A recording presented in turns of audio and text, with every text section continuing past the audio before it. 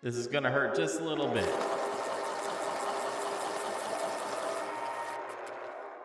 There. I think you should be almost operational. A few more adjustments to make here.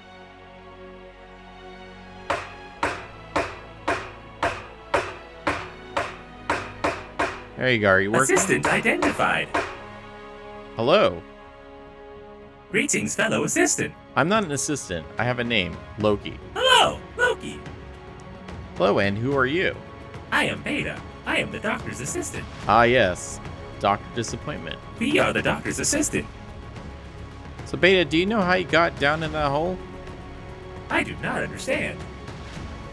I think we need to do some more diagnostic tests, but I'm not going to be able to do it here in the shop. I need to take you back to the base. Stay here. Don't touch anything.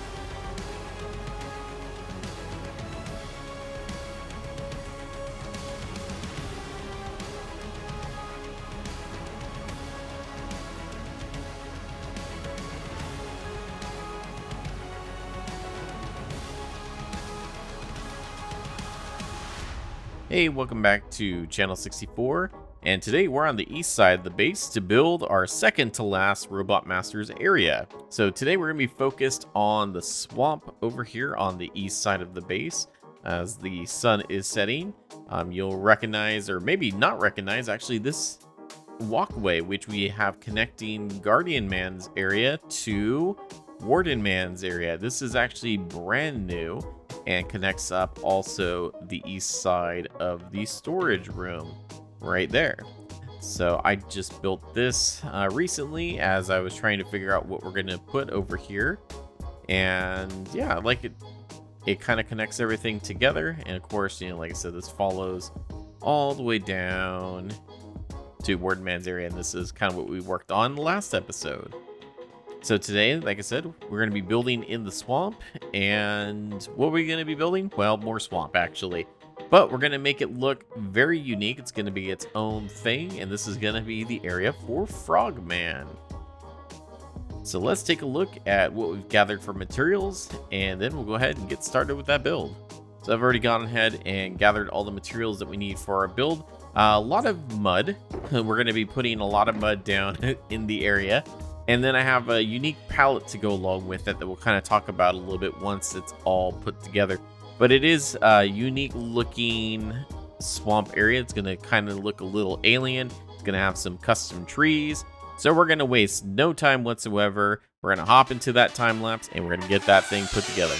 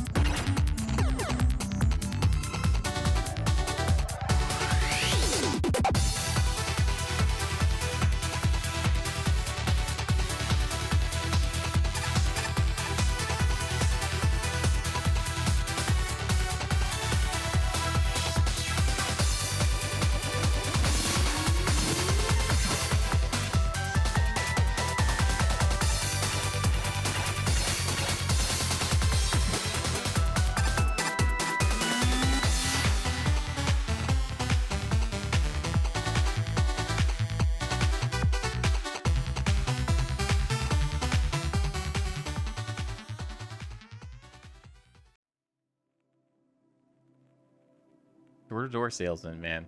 They are so pushy. Anyways, this is Frogman's area. So it is a custom swamp designed by yours truly, and it has a bunch of fun, unique things. So first thing you'll notice is that we covered the bottom of the swamp with mud. That might have been a little bit of a mistake. That was 18 choker boxes of mud. It's a lot.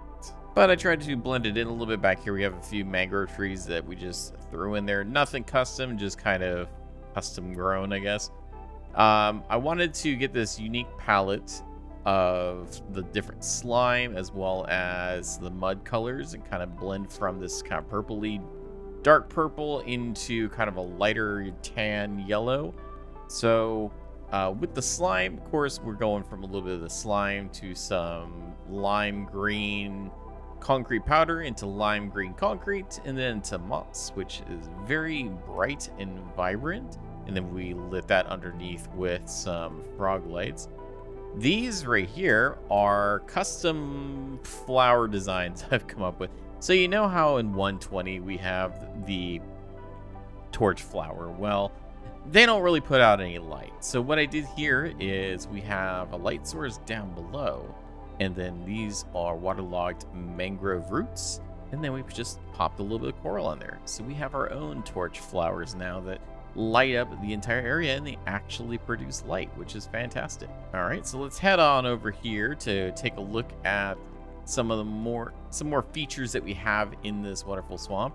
I've got to add some more of the blue flowers everywhere because I do like those, and I didn't really add some in. I didn't need to dot those around a little bit, but you know, because if we just went with the mud, it would be very gray through here, especially with the path. It's also very gray. So I wanted to go ahead and blend it from, we have the mud out there, as well as we have, I believe this is light gray terracotta, and then it goes into the mycelium into the light gray terracotta into some of this packed mud, and we have stripped jungle wood, stripped birch wood, and then the end stone. And of course the end stone we're growing some of the chorus flowers on as well because they look very strange and kind of fungusy as well. And so we have this path that kind of follows down around here. We threw in some of the oxidized copper a little bit. This is weathered copper, and this kind of goes all the way around. Okay, and then around the corner over here is the first of our custom willow trees. These things are very enormous. Being that this is, you know, a Robot Masters area, it's got some metal mixed in there as well. And originally I wanted this whole path to kind of just, you know, loop around to the front there, but I decided instead to have it connect up with a portal out here. We had one that was stuffed on top of the tree that was meant to go to our under the nether area, I guess the normal nether. And so I went ahead and moved that off of the tree and gave it its own portal. And out here, of course, we have this giant frog from Mega Man 2, I believe. And it is very large. And what's great about it is its eyes are actually glowing. And so at night, it looks very creepy in the dark. But I love it. And it's huge. And it took forever to design. But it came out really, really well. Anyways, so then we continue on over the path. We have a bridge that we made here as well. And then, of course, our final giant willow tree and our portal right here, which I have to fix the linking on because the one in the nether ends up creating another portal up on the hill where that pig is every time I come back through. So we got to properly link that in the nether as well so that it's not doing that. But I really like the way this looks, especially with the shaders and everything. It makes, you know, I like how foggy and kind of swampy everything is. Of course, we also textured underneath the water as well. So down here is actually a bit darker. We have some of the gray terracottas and even some of the mangrove roots mixed in as well. I tried to get some of the seagrass in here as well. The only thing I did now in hindsight forget to put in here, and I'm for sure going to add, are drip leaf. We need some drip leaf in here. And we also need to remove these illegal vines. Can't have any air vines here. But yeah, I think this came out really well. I really like the way it looks. I may blend a little bit more into the other areas over there to kind of, lessen the gap between it. One other thing I wanted to point out is we had talked about before building a witch farm, because originally that's why I picked the swamp over here, is because they had witch huts very much nearby. So I went ahead and put one together. It's not really necessary since we have the, stacking raid farm, but I just thought it would be cool to build up a farm. So we do have a working witch farm here. Got my AFK platform up there, which right now is just a block marking where it's going to be, but eventually we'll build a proper, proper area to AFK.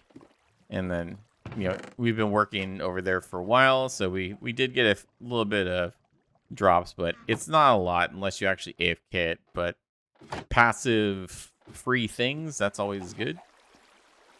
And it's just a very basic design. Witches spawn in here. This is where the witch hut would have been, and then occasionally water will wash them out into 24 minecarts, and they take entity cramming damage. And then the timer for this is pretty cool. It's just a boat that goes around, so it just cycles around, and when it hits over here, steps on the pressure plate, and that triggers water. Pretty cool. I think my favorite part about this area is just the color. It is very colorful for a swamp. Most swamps in Minecraft are very dingy and just the ugliest grass color. It's so dark, but this is very warm and bright, but it also has this pops of color, and there's also the dark in there. They got the foliage kind of breaking up different sight lines and everything. And then the frog, of course. I love the frog. All right, well, before I go, I'd be remiss if we didn't say hi to Frogman. Let's check him out. Hey there, Frogman, what you doing? Croak. Ribbit. Ribbit. Ribbit. High five. Hey there. Pretty talkative. All right. Why aren't there any fireflies in the swamp? Oh, right. The frogs might die. Yep. Yeah. Anyways, nice talking to you. All right, so not only is he pretty talkative, but I think our other robot masters are also going to be pretty talkative today as well. I am the Warden Man, humbly at your service. There's the Warden Man. In the depths of darkness, I guard this forsaken realm. He's quite dramatic. Burn with the ferocity of 1,000 suns. Let our flames consume our revolutions. I am Blazeman, the master of the Nether. Keep getting stuck on ledges. This angers Golem Man. Yes, I bet it does. That you can't get down. It's gonna boop ya. There you go. I am the Golem Man. This angers Golem Man. Sometimes I like to use the squid for laser target practice. Anyone craving calamari? I am Guardian Man. I am Guardian Man. Never fear.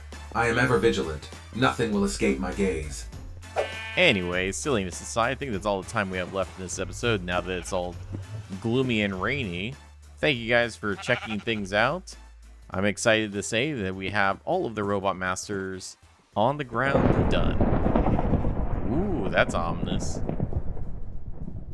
In fact, actually, next episode we'll be taking to the skies to build an area for Chicken Man. It's kind of getting dangerous out here. So with that, safe travels everyone. I'm going to get inside.